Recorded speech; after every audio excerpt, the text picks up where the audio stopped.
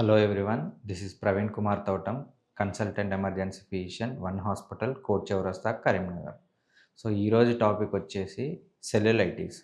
So cellulitis అంటే ఏమిటి, so దాని లక్షణాలు ఎలా ఉంటాయి, సో దాన్ని ఎలా గుర్తించాలి, దాని ట్రీట్మెంట్ ఏంటి ఈరోజు తెలుసుకుందాం. సో మొదటగా సెల్యులైటిస్ అంటే ఏంటి? సో సెల్యులైటిస్ అనేది జనరల్గా స్కిన్ కింది భాగంలో ఉన్న కణజాలానికి వచ్చే ఇన్ఫెక్షన్. సో ఇది మెయిన్గా మనకి బ్యాక్టీరియల్ ఇన్ఫెక్షన్ వల్ల వస్తుంది.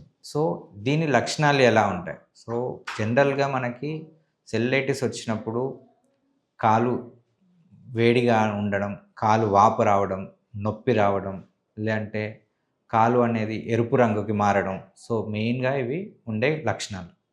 సో ఇది జనరల్గా మనకి ఎలా వస్తుంది? ఏమవుతుందంటే మనకి చిన్న పురుగు కుట్టడం గానీ, లేదంటే డయాబెటీస్ ఉన్న వాళ్ళకి గానీ, ఆల్రెడీ సెల్యులైటిస్ ఉన్న వాళ్ళకి గానీ, లేదంటే ఏదన్నా చిన్న మొల గానీ ఇలాంటివి ఏవైనా కుచ్చుకున్నప్పుడు ఈ సెల్యులైటిస్ వచ్చే అవకాశం అనేది ఉంటుంది.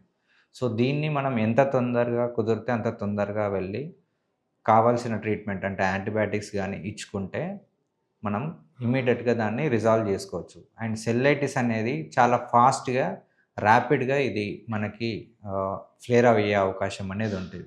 సో చాలా వరకు పేషెంట్స్ మేము ఎమర్జెన్సీలో సార్ మొన్న బానే ఉన్నాను. జస్ట్ 2 డేస్ బ్యాక్ నాకు చిన్న దెబ్బ తగిలింది. సో ఇది 2 రోజులలో ఇంత పెద్దగా అయింది అని అంటారు. సో సెల్యులైటిస్ అనేది అంత స్పీడ్‌గా, ర్యాపిడ్‌గా స్ప్రెడ్ అవుతూనే ఉంటుంది. సో అందుకోసమని మనం ఎప్పుడైనా ఇలాంటి లక్షణాలు అంటే కాలు వాపు గానీ, రెడ్‌నెస్ గానీ, లేదంటే జ్వరం వచ్చినా గానీ, లేదంటే చీము లాంటి ఏమన్నా బబుల్స్ లాగా మనకు చీము పట్టినట్టు ఏమైనా అనిపించినా గానీ, అసలే అశ్రద్ధ చేయకుండా దగ్గరలో ఉన్న క్వాలిఫైడ్ డాక్టర్ దగ్గరికెళ్ళి ఇమ్మీడియేట్‌గా చూయించుకోవాలి.